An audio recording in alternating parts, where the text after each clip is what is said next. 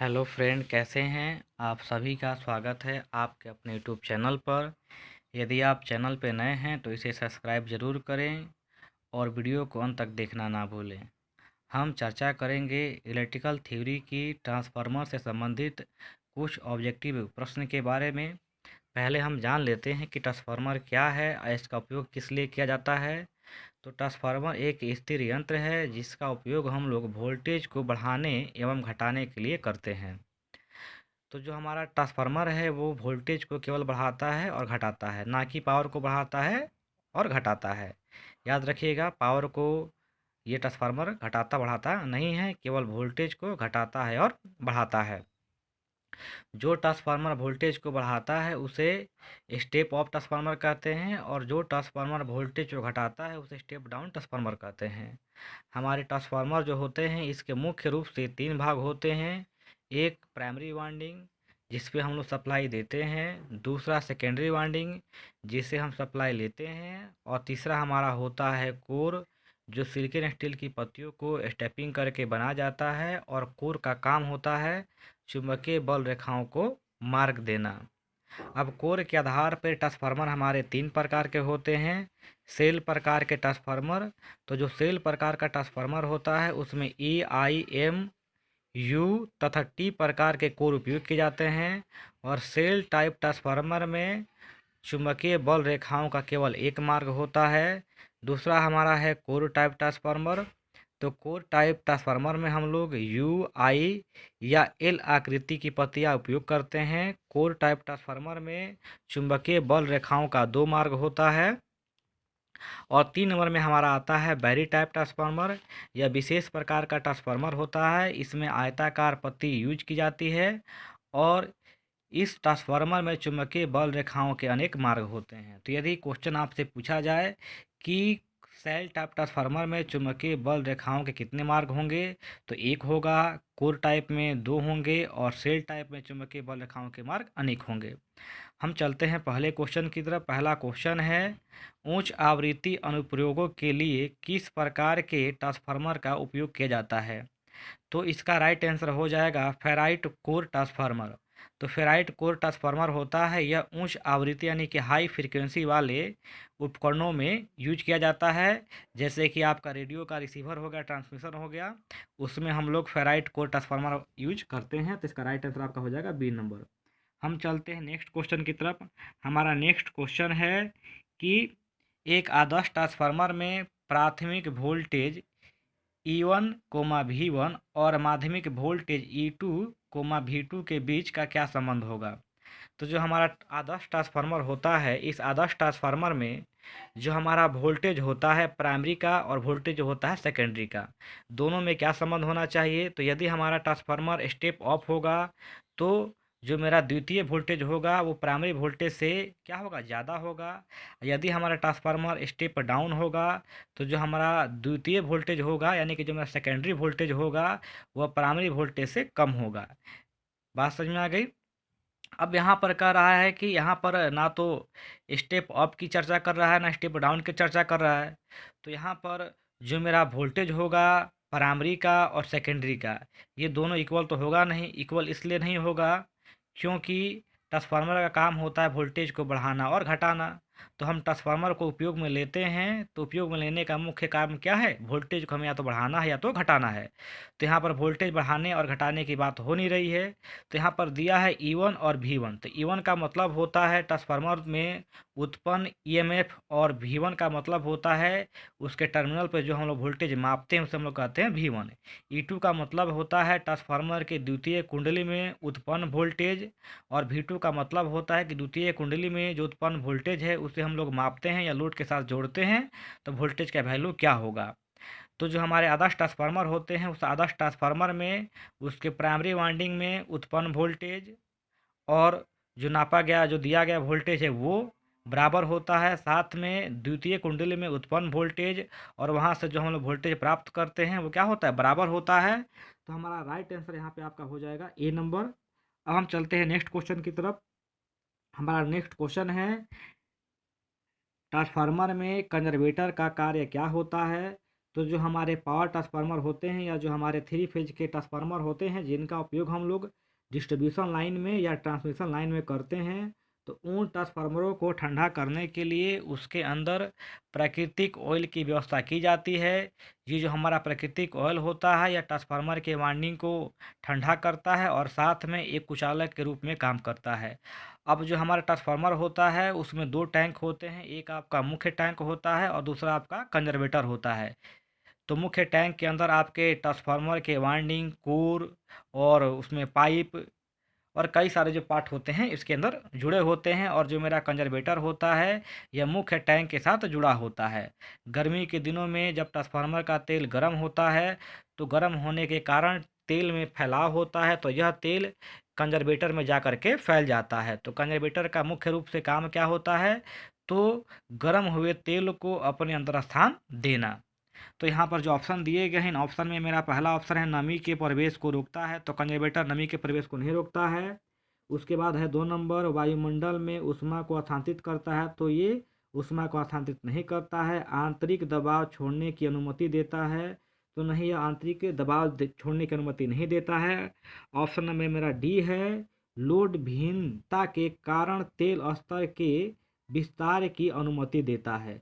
तो लोड बढ़ता है तो जाहिर सी बात है कि जब लोड बढ़ेगा तो ट्रांसफार्मर के वाइंडिंग गर्म होंगे, तो उनके तेल में फैलाव होता है, तो क्या करता है, उसके तेल के फैलाव में क्या करता है, ये विस्तार प्रदान करता है। तो इसका राइट आंसर हो जाएगा आपका डी नंबर। हम चलते हैं नेक्स्ट क्वेश्चन की तरफ। हमारा नेक्स्ट क्वेश्चन है, शॉर्ट सर्किट टेस्ट द्वारा ट्रांसफार्मर के किस हानि का निर्धारण किया जाता है। तो जो हमारे ट्रांसफार्मर होते हैं उस ट्रांसफार्मर में जो हानियाँ होती हैं वो 2 प्रकार की हानियाँ होती हैं। एक हानि होती है ताम्र हानि और दूसरी हानि होती है लौह हानि। तो ताम्र हानि को हम लोग अस्थिर हानि कहते हैं और लौह हानि को हम लोग स्थिर हानि कहते हैं।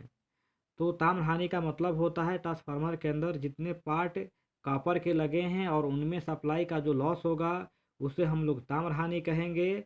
और ट्रांसफार्मर के अंदर जितने पार्ट आपके लोहे के लगे हैं यानी कि सिल्कन स्टील के लगे हैं उनमें जो सप्लाई का लॉस होगा उस लॉस को हम लोग कहते हैं आयरन लॉस। तो हम लोग आयरन लॉस और ताम्र लॉस पता करने के लिए 2 प्रकार के परीक्षण करते हैं। एक होता है ओपन सर्किट परीक्षण और दूसरा होता है शॉर्ट सर्किट परीक्षण।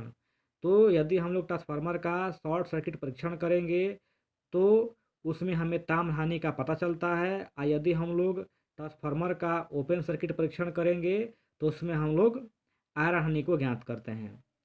अब ध्यान दीजिएगा कि शॉर्ट सर्किट परीक्षण में क्या होता है। तो ट्रांसफार्मर के प्राइमरी वाइंडिंग में हम लोग वोल्ट मीटर, एम्पियर मीटर और वाट मीटर लगा देते हैं, और द्वितीय वाइंडिंग को हम लोग क्या करते हैं, एक वायर के द्वारा शॉर्ट कर देते हैं। तो वहाँ पर जब हमें वाट मीटर रीडिंग बताता है तो वो जो वाट मीटर जो रीडिंग बताएगा तो वो लॉस कौन सा होगा, वो लॉस आपका होगा ताम्र हानि। यदि हम लोग प्राइमरी वाइंडिंग में वोल्ट मीटर, एम्पियर मीटर और वाट को जोड़ देते हैं और द्वितीयक वाइंडिंग को ओपन रखते हैं और सप्लाई देते हैं, और देने के बाद जो उसमें लॉस आता है, जो वाट मीटर जो हमारा पावर जो खर्च बताता है वो हमारा आयरन लॉस होता है। तो यहाँ पर क्वेश्चन दिया गया है कि शॉर्ट सर्किट टेस्ट जो है वो क्या बताता है, तो ताम्र क्षति को बताता है। तो मेरा राइट आंसर हो जाएगा 1 नंबर। अब हम चलते हैं अगले क्वेश्चन की तरफ। अगला क्वेश्चन दिया गया है कि ट्रांसफार्मर में वोल्टेज के प्रतिशत विनियम की गणना करें यदि शून्य भार वोल्टेज 240 वोल्ट है और पूर्ण भार वोल्टेज 220 वोल्ट है। तो जो हमारा ट्रांसफार्मर होता है इसमें हम लोग वोल्टेज रेगुलेशन ज्ञात करते हैं। तो वोल्टेज रेगुलेशन ज्ञात करने का फॉर्मूला क्या होता है, तो वोल्टेज रेगुलेशन ज्ञात करने का फॉर्मूला होता है हमारा ट्रांसफार्मर में उत्पन्न वोल्टेज, ट्रांसफार्मर के अंदर उत्पन्न वोल्टेज और उसमें से जो हमने वोल्टेज लिया है यानी कि जो मेरा टर्मिनल वोल्टेज हो जाएगा वो, और बटा हमारा हो जाएगा उत्पन्न वोल्टेज गुणे 100। ये हमारा फार्मूला होता है। इस पे हम लोग क्या करते हैं, इस फार्मूले पे हम लोग वोल्टेज रेगुलेशन की गणना करते हैं। तो यहाँ पर जो हमारा ट्रांसफार्मर है इसमें 240 वोल्ट उत्पन्न हो रहा है और 220 वोल्ट हमें टर्मिनल पर प्राप्त हो रहा है, बटा कितना हो जाएगा 240 और गुणे आपका हो जाएगा यहाँ पर 100। अब यहाँ पर हम माइनस करेंगे तो क्या बचेगा, यहाँ पर मिलेगा हमें 20 वोल्ट। 20 वोल्ट बता कितना हो जाएगा, 20 वोल्ट बटा हो जाएगा 240। तो जब इसे हम कटाएंगे तो यहाँ पे कितना आएगा, यहाँ पे आपका आ जाएगा 12। कितना आ जाएगा 12, और ऊपर कितना है, ऊपर आपका 100 है। तो क्या हो जाएगा यहाँ पर जब हम कटाएंगे तो आपका बच जाएगा यहाँ पर 100/12, 100 बटा कितना बचेगा यहाँ पर आपका, सॉरी यहाँ पे आपका बचेगा, हाँ 100 बटा आपका 12 बचेगा। क्या बचेगा यहाँ पे आपका, तो यहाँ पे बचेगा आपका 100/12। तो जब हम लोग 100 में 12 से भाग देंगे तो यहाँ पर जो आपका राइट आंसर होगा वो कितना आएगा, वो आपका आएगा 8.3। तो यानी कि यहाँ पर जो मेरा वोल्टेज नियामन होगा वो 8.3 होगा। फिर से एक बार देख लीजिएगा, हम यहाँ पर 440 में से 220 को माइनस करेंगे तो बचेगा मेरा कितना वोल्ट, 20 वोल्ट। और नीचे कितना होगा, नीचे मेरा हो जाएगा यहाँ पर आपका 240। अब यहाँ पर क्या करेंगे, एक शून्य से एक शून्य मेरा कैंसिल हो गया। अब यहाँ पर करेंगे तो कितना बचेगा, यहाँ पर बचेगा आपका 12 बचेगा। और आपको बताए थे कि यहाँ पर क्या आएगा, यहाँ पर 100 से गुणा होगा, यानी हम क्या करेंगे 100 में 12 से भाग देंगे तो मेरा कितना आएगा, मेरा राइट आंसर हो जाएगा 8.3 वोल्ट। अब हम चलते हैं नेक्स्ट क्वेश्चन की तरफ। हमारा नेक्स्ट क्वेश्चन दिया गया है, ट्रांसफार्मर में टुकड़े टुकड़े में कोर का उपयोग करने का उद्देश्य क्या है। तो जो हमारा ट्रांसफार्मर होता है उसमें हम लोग सिलिकॉन स्टील की पत्ती का उपयोग करते हैं। और ये जो पत्ती होती है इसे हम लोग क्या करते हैं, स्टेपिंग, इसे हम लोग लगाने के बाद नट बोल्ट के द्वारा कस देते हैं। तो जो हमारा सिलिकॉन स्टील की पत्ती होती है इसे हम लोग टुकड़ों में इसे लगाते हैं ताकि हमारे ट्रांसफार्मर के अंदर का जो भंवर धारा है जिसे हम लोग एडी करंट लॉस कहते हैं, वो एडी करंट लॉस क्या हो, कम हो। तो एडी करंट लॉस को कम करने के लिए हम लोग ट्रांसफार्मर के अंदर सिलिकॉन स्टील की पत्ती का उपयोग करते हैं। तो इसका राइट आंसर आपका हो जाएगा कौन सा, डी नंबर। अब हम चलते हैं नेक्स्ट क्वेश्चन की तरफ। हमारा नेक्स्ट क्वेश्चन है कि ट्रांसफार्मर की शीतलन विधि का नाम क्या है। तो ये जो शीतलन विधि है इसे हम लोग कहते हैं प्राकृतिक रूप से ठंडा तेल शीतलन विधि। अब हम चलते हैं नेक्स्ट क्वेश्चन की तरफ। हमारा नेक्स्ट क्वेश्चन दिया गया है कि ट्रांसफार्मर से अधिकतम दक्षता प्राप्त करने के लिए क्या शर्त है। तो जब हमारे ट्रांसफार्मर में आयरन लॉस और ताम्र लॉस यानी कि स्थिर हानि और अस्थिर हानि, जब दोनों हानि समान होगी तो जो ट्रांसफार्मर की दक्षता होगी वो क्या होगी, उच्च होगी। तो इसका राइट आंसर आपका हो जाएगा सी नंबर। अब हम चलते हैं नेक्स्ट क्वेश्चन की तरफ। नेक्स्ट क्वेश्चन है, ट्रांसफार्मर में बकौल रिले के शीर्ष फ्लोट स्विच का कार्य क्या है। तो हमारा एक बकौल रिले है, ये ट्रांसफार्मर के अंदर सुरक्षा डिवाइस है। यदि क्वेश्चन करता है कि ट्रांसफार्मर का सुरक्षा डिवाइस कौन सा है, तो बकौल रिले आपका ट्रांसफार्मर का एक सुरक्षा डिवाइस है। ट्रांसफार्मर में अधिक भार होने पर या शॉर्ट सर्किट होने पर या ट्रांसफार्मर में किसी प्रकार की खराबी आने पर जो बकौल रिले होता है वह ट्रांसफार्मर के सप्लाई को ब्रेक कर देता है। तो यहाँ पर दिया गया है कि जो मेरा बकौल रिले होगा उसमें जो स्विच लगा है उसका काम क्या है। उसका काम क्या होगा, उसका काम होगा अतिभार की स्थिति में सक्रिय होना, यानी कि जब लोड ट्रांसफार्मर पर ज़्यादा होगा तो क्या हो जाएगा, वो सक्रिय हो जाएगा। अधिक लोड होने पर सप्लाई को ब्रेक कर देगा। इसका राइट आंसर आपका कौन सा हो जाएगा, बी नंबर हो जाएगा। अब हम चलते हैं अगले क्वेश्चन की तरफ। हमारा अगला क्वेश्चन है कि वर्तमान ट्रांसफार्मर का कोर कम प्रतिघात और कम कोर हानि क्यों करता है। तो यहाँ पर जो वर्तमान दिया गया है ये गलत है। यहाँ पर वर्तमान ना होकर के यहाँ पे होना चाहिए था करेंट ट्रांसफार्मर। तो करेंट ट्रांसफार्मर को हिंदी में ट्रांसलेट किया है तो आपका कर दिया वर्तमान। तो जो हमारा करंट ट्रांसफार्मर होता है इसमें जो कोर होता है उसका प्रतिघात कम क्यों रखा जाता है। तो याद रखिएगा, जो हमारा करंट ट्रांसफार्मर होता है और जो हमारा पोटेंशियल ट्रांसफार्मर होता है जिसे हम लोग सीटी कहते हैं, एक को हम लोग कहते हैं पीटी। तो मेरा जो सीटी और पीटी है यह आपका ऑटो ट्रांसफार्मर का भाग है। जो हमारा ऑटो ट्रांसफार्मर होता है उस ऑटो ट्रांसफार्मर में एक ही वाइंडिंग होती है जो प्राइमरी का भी काम करती है और सेकेंडरी का भी काम करती है। ऑटो ट्रांसफार्मर जो होते हैं दो प्रकार के होते हैं, एक होता है आपका इंस्ट्रूमेंट ट्रांसफार्मर। तो इंस्ट्रूमेंट ट्रांसफार्मर में आपका आता है सीटी और पीटी।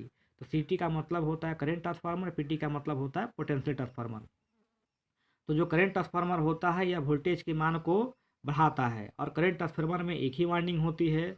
और करंट ट्रांसफार्मर का उपयोग हम लोग किसी मोटर या कोई किसी वायर में हम क्या करते हैं, जो करंट की मात्रा होती है उसकी गणना करने के लिए हम लोग करते हैं। तो करंट ट्रांसफार्मर का उपयोग हम लोग कहाँ करते हैं, तो इंस्ट्रूमेंट यंत्र में करते हैं, टोंग टेस्टर में करते हैं। और टोंग टेस्टर जो होता है वो करंट के वैल्यू को बताता है। तो यहाँ पर क्या होगा, तो यहाँ पर जो मेरा राइट आंसर हो जाएगा, क्या हो जाएगा, वो हो जाएगा पढ़ने में त्रुटि को कम करने के लिए। यानी कि जो मेरा करंट ट्रांसफार्मर होता है उस करंट ट्रांसफार्मर के द्वारा जब हम लोग करंट के वैल्यू को निकालेंगे तो उसके पाठ्यांक में जो त्रुटि होगी उसको पढ़ने में क्या होगी, कमी, माने कि आपकी आसानी होगी। तो इसका राइट आंसर आपका कौन सा हो जाएगा, डी नंबर हो जाएगा। अब हम चलते हैं नेक्स्ट क्वेश्चन की तरफ। हमारा नेक्स्ट क्वेश्चन है विभव ट्रांसफार्मर को पढ़ने में त्रुटि को कैसे कम किया जाता है। तो विभव ट्रांसफार्मर का मतलब होता है आपका पोटेंशियल ट्रांसफार्मर जिसे हम लोग पीटी ट्रांसफार्मर कहते हैं। और पीटी ट्रांसफार्मर के द्वारा हम लोग क्या करते हैं, हम लोग वोल्टेज का पता लगाते हैं। क्या लगाते हैं, वोल्टेज का पता हम लोग लगाते हैं। तो उसमें जो हम लोग कोर यूज करेंगे वो कैसा होना चाहिए, तो वह अच्छी गुणवत्ता वाली सामग्री का बना होना चाहिए। तो इसका राइट आंसर आपका हो जाएगा कौन सा, डी नंबर। क्लियर, क्या हो जाएगा आपका राइट आंसर, आपका डी नंबर हो जाएगा। यानी कि पोटेंशियल ट्रांसफार्मर में जो आपका कोर यूज किया जाएगा वो अच्छी गुणवत्ता वाली सामग्री का होना चाहिए। अब हम चलते हैं नेक्स्ट क्वेश्चन की तरफ। हमारा नेक्स्ट क्वेश्चन है, ऑफ लोड ट्रैप बदलने के ऑपरेशन से पहले लोड क्यों काट दिया जाता है। तो जो हमारे ट्रांसफार्मर होते हैं, पावर ट्रांसफार्मर या डिस्ट्रीब्यूशन ट्रांसफार्मर, तो जो पावर या डिस्ट्रीब्यूशन ट्रांसफार्मर होते हैं इसके ऊपर हम लोग क्या करते हैं, इसके ऊपर हम लोग लोड देते हैं। तो जब लोड ज़्यादा होता है तो जो टर्मिनल वोल्टेज होता है ट्रांसफार्मर का थोड़ा सा कम हो जाता है, और लोड कम होने पर जो हमारा ट्रांसफार्मर होता है उसका टर्मिनल वोल्टेज थोड़ा सा बढ़ जाता है। अब हम कंपनी की बात कर लेते हैं। तो कंपनी में जो मशीनें होती हैं रात की अपेक्षा दिन में ज़्यादा चलती हैं। तो जब दिन में जो मशीनें हैं अधिक चलेंगी तो जाहिर सी बात है कि कंपनी के अंदर जो यूज किया जाएगा ट्रांसफार्मर उसके ऊपर लोड दिन में ज़्यादा होगा रात की अपेक्षा। और रात में क्या होगा, रात में वोल्टेज आपका रात में जो आपका लोड होगा वो कम होगा। तो जब लोड कम होता है तो टर्मिनल वोल्टेज जो होता है ट्रांसफार्मर का बढ़ जाता है, और जब लोड अधिक होता है तो टर्मिनल वोल्टेज ट्रांसफार्मर का थोड़ा सा घट जाता है सामान्य वोल्टेज से। तो हम लोग वहाँ पर लगाते हैं एक टेप चेंजर, यानी कि हम लोग एक रोटरी स्विच लगाते हैं। या रोटरी स्विच ट्रांसफार्मर के सेकेंडरी वाइंडिंग में स्थापित की जाती है। और इस रोटरी स्विच से हम लोग क्या करते हैं, तो वोल्टेज के मान को स्थिर करते हैं, यानी कि सेकेंडरी वोल्टेज के मान को हम लोग स्थिर करते हैं। तो यहाँ पर हम ऑप्शन को देखते हैं। मेरा पहला ऑप्शन दिया गया है कि उदासीन बिंदु से टैपिंग को विसंयोजित करने के लिए, तो यह आपका आंसर होगा नहीं। डायरेक्ट के चलते हुए संपर्क को विसंयोजित करने के लिए भी नहीं होगा आपका। इसके बाद दिया गया संपर्क बिंदु पर भारी स्पार्किंग से बचने के लिए, तो ये बात सही है। जब हमारा ट्रांसफार्मर काम में है और लोड जब हमारा मान लीजिए कि रात के समय में जब लोड कम हो जाएगा तो जाहिर सी बात है कि थोड़ा सा वोल्टेज बढ़ जाएगा। तो हमें वोल्टेज के मान को कम करना होगा। तो हम क्या करेंगे, हम लोग रोटरी स्विच को कम करेंगे। क्या करेंगे, हम लोग रोटरी स्विच को ऐड करके हम लोग वोल्टेज के मान को नियत करेंगे। तो उस समय यदि मेरा ट्रांसफार्मर चालू पीरियड में होगा तो स्पार्किंग ज़्यादा होगा, और बंद पीरियड में ट्रांसफार्मर होगा तो स्पार्किंग क्या होगा, कम होगा। तो यहाँ पर क्वेश्चन दिया गया है क्या चीज़, कि ऑफ लोड टैप बदलने के ऑपरेशन से पहले लोड क्यों काट दिया जाता है, क्योंकि स्पार्किंग अधिक होगी। तो मेरा राइट आंसर से क्या हो जाएगा, सी नंबर। ये बात समझ में आ गई। तो फिर से एक बार इस क्वेश्चन को देख लेते हैं। यहाँ पर जो आपका क्वेश्चन है इस क्वेश्चन में आपका क्या दिया गया है, तो टैप चेंजर दिया गया। तो जो मेरा टैप चेंजर होता है यह ट्रांसफार्मर के द्वितीय कुंडली में स्थापित किया जाता है। और क्यों किया जाता है, तो वोल्टेज के मान को नियत करने के लिए। बात समझ में आ गई। अब हम चलते हैं नेक्स्ट क्वेश्चन की तरफ। हमारा नेक्स्ट क्वेश्चन है कि पावर ट्रांसफार्मर में भाग का नाम क्या है। तो ये जो भाग दिया गया है इस भाग का नाम है बकौल रिले। क्या भाग का नाम है, बकौल रिले। तो इसका राइट आंसर आपका हो जाएगा डी नंबर। बकौल रिले क्या है, तो बकौल रिले एक प्रकार का ट्रांसफार्मर का सुरक्षा डिवाइस है जो ट्रांसफार्मर में किसी प्रकार की खराबी होने पर ये क्या करता है, सूचित करता है और ट्रांसफार्मर की सप्लाई को ब्रेक कर देता है। हम चलते हैं नेक्स्ट क्वेश्चन की तरफ। हमारा जो नेक्स्ट क्वेश्चन है वो दिया गया है कि दो ट्रांसफार्मर के समानांतर संचलन के लिए कौन सी स्थिति बिल्कुल आवश्यक है। तो हमारे पास दो ट्रांसफार्मर है और दो ट्रांसफार्मरों को हमें समानांतर क्रम में जोड़ करके चलाना है। तो इस दो ट्रांसफार्मरों को समानांतर क्रम में जोड़ के चलाने की विधि को हम लोग कहते हैं पैरेलल ऑपरेशन। अब जान लेते हैं कि पैरेलल ऑपरेशन क्यों किया जाता है। तो हम एक एग्जांपल ले लेते हैं कि हमारे पास हमें जो सप्लाई चाहिए, हमें मान लेते हैं कि हमें 50 केवी की सप्लाई चाहिए और हमारे पास 50 केवी का ट्रांसफार्मर ना हो करके हमारे पास एक 40 केवी का ट्रांसफार्मर है और एक 30 केवी का ट्रांसफार्मर है। तो हम 30 केवी और 40 केवी के ट्रांसफार्मर को क्या करेंगे, समानांतर क्रम में जोड़ देंगे और जोड़ करके हमें जो 50 केवी की सप्लाई चाहिए उसे हम पूरा कर सकते हैं। तो जो समांतर प्रचलन होता है इसमें हम लोग दो ट्रांसफार्मरों को आपस में जोड़ते हैं। तो जोड़ते वक्त हमें कुछ बिंदुओं पर ध्यान देना होता है। वो बिंदु क्या हैं, तो दोनों ट्रांसफार्मर का जो टर्मिनल होगा, क्या होगा, टर्मिनल यानी टर्मिनल का जो फेज सीक्वेंस होगा वो सेम होना चाहिए। यानी पहले ट्रांसफार्मर का जो आर वाई बी होगा दूसरे ट्रांसफार्मर के आर वाई बी के साथ ही अटैच होना चाहिए। साथ में दोनों ट्रांसफार्मर की जो फ्रीक्वेंसी होनी चाहिए वो इक्वल होनी चाहिए और उनका जो वोल्टेज होना चाहिए इक्वल होना चाहिए। फिर से एक बात याद रखिएगा, दो ट्रांसफार्मरों को समानांतर क्रम में जोड़कर चलाने के लिए हमें तीन बातों पर ध्यान देना होगा।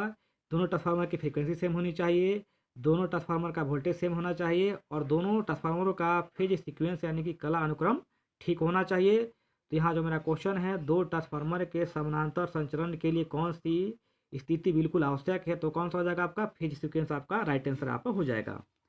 अब हम चलते हैं नेक्स्ट क्वेश्चन की तरफ। हमारा नेक्स्ट क्वेश्चन दिया गया है कि बड़े ट्रांसफार्मर में तांबे के नुकसान को कम करने के लिए किस निर्माण तकनीकी का उपयोग किया जाता है, तो इसका आंसर हो जाएगा राइट आपका डी नंबर, चरणबद्ध कोर व्यवस्था का उपयोग करके। तो यानी कि जब हम लोग चरणबद्ध कोर व्यवस्था कर देंगे तो वहाँ पर क्या होगा, वहाँ पर ट्रांसफार्मर में जो तांबे का नुकसान होगा वो कम हो जाएगा। तो इसका राइट आंसर आपका हो जाएगा कौन सा, आपका डी नंबर। अब हम चलते हैं नेक्स्ट क्वेश्चन की तरफ। हमारा नेक्स्ट क्वेश्चन है कि ट्रांसफार्मर का नाम क्या है। तो ये ट्रांसफार्मर दिया गया है, इस ट्रांसफार्मर को हम लोग कहते हैं वायु कोर ट्रांसफार्मर। इसका राइट आंसर आपका हो जाएगा ए नंबर। अब हम चलते हैं नेक्स्ट क्वेश्चन की तरफ। हमारा नेक्स्ट क्वेश्चन है कि उच्च वोल्टेज प्रतिष्ठानों को मापने के लिए किस प्रकार का उपयोग किया जाता है, किस प्रकार के ट्रांसफार्मर का उपयोग किया जाता है। तो उच्च वोल्टेज प्रतिष्ठानों को मापने के लिए हम लोग विभव ट्रांसफार्मर का उपयोग करते हैं। तो राइट आंसर आपका सी हो जाएगा। अब हम चलते हैं नेक्स्ट क्वेश्चन की तरफ। हमारा नेक्स्ट क्वेश्चन दिया गया है कि पावर ट्रांसफार्मर पर लगे हुए ब्रीदर में नमी को किस नियंत्रण किया जाता है। तो जो हमारा ट्रांसफार्मर का ब्रीदर होता है, तो ट्रांसफार्मर के ब्रीदर को हम लोग ट्रांसफार्मर का नाक कहते हैं। जब ट्रांसफार्मर का तेल गर्म होता है तो गर्म होकर के वह कंजर्वेटर में जाता है और कंजर्वेटर जो होता है उसमें आधे भाग में तेल होता है और आधे भाग खाली होता है। तो जो हिस्सा कंजर्वेटर का खाली होगा उस हिस्से में क्या होगा, वायु होगा। तो जब ट्रांसफार्मर का तेल गर्म होता है तो वह कंजर्वेटर में जाकर फैलता है। तो कंजर्वेटर में जब जाकर फैलता है तो कंजर्वेटर का जो वायु होता है वो क्या होता है, ब्रीदर के माध्यम से बाहर जाता है। और रात के समय में जब लोड घटता है या जब मौसम ठंडा होता है तो ट्रांसफार्मर का तेल भी ठंडा होता है। और जब ट्रांसफार्मर का तेल ठंडा होता है तो जो कंजर्वेटर में जो तेल का स्तर होता है वो कम होता है। तो उस समय जो ब्रीदर होता है वह क्या करता है, वो हवा को ट्रांसफार्मर के अंदर जाने देता है। तो जो मेरा ब्रीदर है इसका काम होता है हवा को ट्रांसफार्मर के अंदर ले जाना और उसे बाहर निकालना। अब हवा को अंदर ले जाने में और बाहर निकालने में क्या होता है, हवा के साथ साथ ट्रांसफार्मर के अंदर नमी चली जाती है। तो हमारे ट्रांसफार्मर के अंदर जो हवा प्रवेश करे उस हवा में नमी ना जाए, इसलिए हम लोग क्या करते हैं, नमी को रोकने के लिए ट्रांसफार्मर का जो ब्रीदर होता है इसमें हम लोग सिलिका जेल का उपयोग करते हैं। तो याद रखिएगा, सिलिका जेल का उपयोग हम लोग कहाँ करते हैं, तो ब्रीदर में करते हैं। और किस लिए करते हैं, तो वायु में जो नमी होती है उस नमी को कम करने के लिए करते हैं। बात समझ में आ गई। तो जो सिलिका जेल होगा वायु की नमी को सोख लेगा और शुष्क हवा को ट्रांसफार्मर के अंदर जाने देगा। जो सिलिका जेल होता है जब यह नमी को नहीं सोखा होता है तो इसका कलर सफ़ेद होता है, और जब यह नमी को सोख लेता है तो सिलिका जेल का कलर आपका गुलाबी या नीले रंग का हो जाता है। तो राइट आंसर मेरा यहाँ पर हो जाएगा आपका ए नंबर। अब हम चलते हैं अगले क्वेश्चन की तरफ। हमारा अगला क्वेश्चन है कि ट्रांसफार्मर पर ओपन सर्किट परीक्षण द्वारा किस शक्ति हानि का आकलन किया जाता है। तो अभी आपको बताएं ओपन सर्किट में हम लोग क्या निकालते हैं, तो ओपन सर्किट में हम लोग आयरन लॉस निकालते हैं। और आयरन लॉस किस में होता है, तो ट्रांसफार्मर के कोर में होता है। तो यहाँ पर राइट आंसर मेरा कौन सा हो जाएगा, डी नंबर हो जाएगा। बात समझ में आ गई। ओपन सर्किट टेस्ट में हम लोग ट्रांसफार्मर में आयरन हानि कहें या कोर हानि कहें, हम लोग क्या करते हैं, पता करते हैं। अब हम चलते हैं अगले क्वेश्चन की तरफ। हमारा अगला क्वेश्चन है ट्रांसफार्मर के तेल के क्रैंक टेस्ट से किसका निर्धारण किया जाता है। तो ट्रांसफार्मर में जो हम लोग तेल यूज करते हैं उस तेल में नमी आ जाती है। तो उस नमी को पता करने के लिए, जो हमारा तेल है उस तेल में नमी तो नहीं है, इस चीज़ की पता करने के लिए हम लोग क्या करते हैं, तो हम लोग ट्रांसफार्मर के तेल का परीक्षण करते हैं। वह परीक्षण आपके 3 प्रकार के होते हैं। एक आपका होता है क्षेत्र परीक्षण, दूसरा आपका होता है क्रैक परीक्षण और तीसरा आपका होता है डाई इलेक्ट्रिक परीक्षण। तो इसमें हम लोग डाई इलेक्ट्रिक परीक्षण का हम लोग मानक परीक्षण करते हैं, और बाकी जो आपके ये 2 टेस्ट हैं, क्षेत्र परीक्षण और क्रैक परीक्षण, इसमें हम लोग सिंपली तेल में नमी की मात्रा को जानने के लिए करते हैं। तो इसमें जो राइट आपका आंसर हो जाएगा कौन सा, आपका राइट आंसर हो जाएगा बी नंबर। क्रैक टेस्ट परीक्षण जो होता है हम लोग किसके लिए करते हैं, तो हम लोग ट्रांसफार्मर में जो तेल होता है उसके नमी की मात्रा को पता करने के लिए करते हैं। और एक और परीक्षण होता है तेल का जिसे हम लोग कहते हैं अम्लता परीक्षण। तो अम्लता परीक्षण में हम लोग तेल में अम्ल की मात्रा क्या है उसे पता करने के लिए हम लोग क्या करते हैं, अम्लता परीक्षण करते हैं। जो हमारा ट्रांसफार्मर का तेल होता है यह पेट्रोलियम पदार्थ से प्राप्त होता है, और जो दूसरा तेल होता है इसे हम लोग तैयार करते हैं तो यहाँ पर राइट आपका आंसर हो जाएगा कौन सा, बी नंबर। अब हम चलते हैं नेक्स्ट क्वेश्चन की तरफ। हमारा जो नेक्स्ट क्वेश्चन है ये दिया गया है कि पावर ट्रांसफार्मर का कोर बनाने के लिए किस सामग्री का उपयोग किया जाता है। तो जो हमारा पावर ट्रांसफार्मर होता है उसका जो कोर होता है कोल्ड रोलेट ग्रेन ओरिएंट का बना होता है, जिसका राइट आंसर आपका डी हो जाएगा। अब हम चलते हैं अगले क्वेश्चन की तरफ। हमारा अगला क्वेश्चन दिया गया है कि ट्रांसफार्मर नाम क्या है। तो ये जो ट्रांसफार्मर दिया गया है इस ट्रांसफार्मर को हम लोग कोर ट्रांसफार्मर के नाम से जानते हैं, और इस ट्रांसफार्मर में चुंबकीय बल रेखाओं के 2 मार्ग उपलब्ध हैं, और इसमें जो पत्ती यूज की जाएगी वो पत्ती खास करके ई आकार की होती है। अब हम चलते हैं नेक्स्ट क्वेश्चन की तरफ। हमारा नेक्स्ट क्वेश्चन दिया गया है कि पावर ट्रांसफार्मर में विस्फोट भेंट प्रदान करने का उद्देश्य क्या है। तो हमारे ट्रांसफार्मर के अंदर एक्सप्लोशन भेंट होता है। एक्सप्लोशन भेंट का काम होता है कि ट्रांसफार्मर का जब तेल आवश्यकता से अधिक गर्म हो जाता है, ट्रांसफार्मर का तेल जब आवश्यकता से अधिक गर्म हो जाता है, ट्रांसफार्मर का तेल जब आवश्यकता से अधिक गर्म हो जाता है तो क्या होता है, वो जब गर्म हो जाता है तो कंजर्वेटर में जाता है। कंजर्वेटर में जाने के बाद वो क्या होता है, वो जाता है एक्सप्लोशन भेंट में। एक्सप्लोशन जो भेंट होता है एक प्रकार का सुरक्षा डिवाइस होता है। जब ट्रांसफार्मर का तेल आवश्यकता से अधिक गर्म हो जाता है तो वह एक्सप्लोशन भेंट के वाल्व को तोड़ करके जो तेल होता है वह ट्रांसफार्मर के माध्यम से गिरने लगता है, और जो मेरा ट्रांसफार्मर होता है वो ख़राब होने से या ब्लास्ट होने से बच जाता है। तो जो मेरा एक्सप्लोशन वेंट है वह एक सुरक्षा डिवाइस है, और साथ में ब्रोकरेज रिले भी क्या है, सुरक्षा डिवाइस है। तो हमारे ट्रांसफार्मर के 2 डिवाइस होते हैं, एक ब्रोकरेज रिले सुरक्षा डिवाइस होता है, दूसरा आपका एक्सप्लोशन वेंट होता है। तो एक्सप्लोशन वेंट का काम क्या होता है, ट्रांसफार्मर का तेल जब आवश्यकता से अधिक गर्म हो जाएगा तो वह एक्सप्लोशन वेंट के माध्यम से बाहर निकलने लगता है। यानी कि जो मेरा एक्सप्लोशन वेंट होता है वह ट्रांसफार्मर के तेल के दबाव को कम करता है। तो यहाँ पर राइट आंसर मेरा कौन सा हो जाएगा, राइट आंसर मेरा हो जाएगा सी नंबर। अब हम चलते हैं नेक्स्ट क्वेश्चन की तरफ। हमारा नेक्स्ट क्वेश्चन है बिजली ट्रांसफार्मर में ब्रोकरेज रिले का कार्य क्या होता है। तो ब्रोकरेज रिले का कार्य होता है अति भार और लघु पथन दोनों में सुरक्षा करना, यानी कि ब्रोकरेज रिले क्या है, सुरक्षा डिवाइस है। इसका काम क्या है, तो अधिक लोड होने पर या शॉर्ट सर्किट होने पर क्या करिए, ट्रांसफार्मर के सप्लाई को ब्रेक कर देता है। तो राइट आंसर आपका डी नंबर हो जाएगा। अब हम चलते हैं नेक्स्ट क्वेश्चन की तरफ। हमारा नेक्स्ट क्वेश्चन है क्यों विभव ट्रांसफार्मर का प्राथमिक पतली तार और बड़ी संख्या में घुमावों के साथ कुंडली किया जाता है। तो इसका राइट आंसर हो जाएगा उच्च प्रेरण के लिए। तो हम क्या करेंगे, ऑप्शन नंबर ए को टिक कर देंगे। अब हम चलते हैं नेक्स्ट क्वेश्चन की तरफ। हमारा नेक्स्ट क्वेश्चन दिया गया है यहाँ पे आपका कि वितरण ट्रांसफार्मर सामान्य रूप से डेल्टा में प्राथमिक और स्टार में द्वितीय रूप से होता है। तो जो हमारा ट्रांसफार्मर होता है तो इस ट्रांसफार्मर में हम लोग क्या करते हैं, ट्रांसफार्मर हमारे कई प्रकार के होते हैं 3 फेज के कनेक्शन के आधार पर। एक ट्रांसफार्मर आपका होता है स्टार स्टार, दूसरा होता है डेल्टा डेल्टा, तीसरा होता है स्टार डेल्टा, चौथा होता है डेल्टा स्टार। तो जो हमारा डेल्टा स्टार होता है तो डेल्टा स्टार ट्रांसफार्मर का हम लोग वितरण प्रणाली में यूज करते हैं। तो डेल्टा का मतलब हो गया कि ट्रांसफार्मर में हम लोग 3 फेज की सप्लाई देते हैं, और स्टार का मतलब हो गया कि वहाँ से हम लोग 3 फेज और एक न्यूट्रल वायर निकालते हैं। बात समझ में आ गई। तो इसका राइट आंसर आपका हो जाएगा डी नंबर। 3 कला और 4 वायर के लिए तो 3 जो होंगे आपके फेज होंगे, और जो आपका चौथा होगा वो आपका न्यूट्रल होगा। तो इतना बात याद रखिएगा, स्टार कनेक्शन में न्यूट्रल होता है और डेल्टा कनेक्शन में आपका न्यूट्रल नहीं होता है। तो राइट आंसर आपका कौन सा हो जाएगा, डी नंबर हो जाएगा। अब हम चलते हैं अगले क्वेश्चन की तरफ। अगला दिया है कि आदर्श 2 वाइंडिंग ट्रांसफार्मर में किस प्रकार का ईएमएफ उत्पन्न होता है। तो वह जो आपका ईएमएफ उत्पन्न होता है वह होता है आपका म्यूचुअल। तो यानी कि जो हमारे आदर्श 2 प्रकार के वाइंडिंग के जो ट्रांसफार्मर होते हैं उसमें जो हमारा ईएमएफ उत्पन्न होता है वो कैसा होता है, वो आपका होता है म्यूचुअल प्रकार का।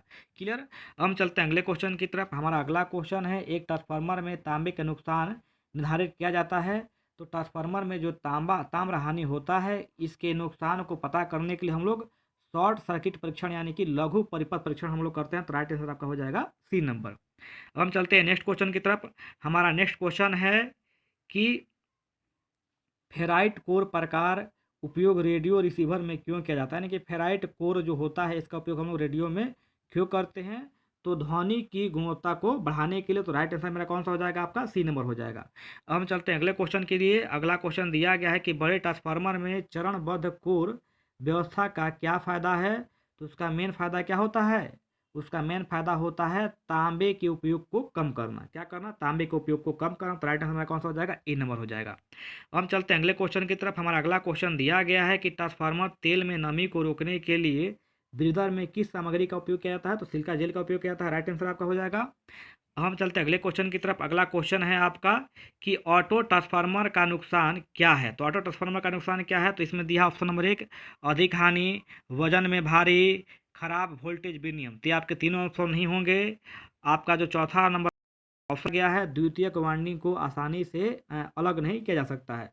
तो जो मेरा ऑटो ट्रांसफार्मर होता है इसमें एक ही वाइंडिंग होती है जो प्राइमरी और सेकेंडरी दोनों का काम करती है। तो इसका राइट आंसर आपका हो जाएगा डी नंबर। अब हम चलते हैं नेक्स्ट क्वेश्चन की तरफ। हमारा नेक्स्ट क्वेश्चन है कि पोल समायोजित वितरण ट्रांसफार्मर में किस शीतलन विधि का उपयोग किया जाता है? तो उसमें हम लोग तेल प्राकृतिक एवं हवा प्राकृतिक विधि का उपयोग करते हैं। तो राइट आंसर आपका हो जाएगा डी नंबर। अब हम चलते हैं अगले क्वेश्चन की तरफ। हमारा अगला क्वेश्चन है कि ट्रांसफार्मर कोर में स्टील और सिलिकॉन स्टील की मात्रा जो जो होगी उसकी क्या होगी? यानी कि जो हम लोग ट्रांसफार्मर में कोर यूज करते हैं उस कोर में जो स्टील होता है और जो सिलिकॉन होती है उसकी मात्रा क्या होती है? तो स्टील की मात्रा होती है 93% और सिलिकॉन की मात्रा होती है 7%। तो राइट आंसर आपका हो जाएगा सी नंबर। अब हम चलते हैं अगले क्वेश्चन की तरफ। अगला क्वेश्चन है कि बिजली ट्रांसफार्मर में टेप चेंजर का उद्देश्य क्या होता है? तो टेप चेंजर का उद्देश्य होता है सेकेंडरी वोल्टेज को स्थिर करना या स्थिर बनाए रखना। तो राइट आंसर आपका हो जाएगा सी नंबर। अब हम चलते हैं अगले क्वेश्चन की तरफ।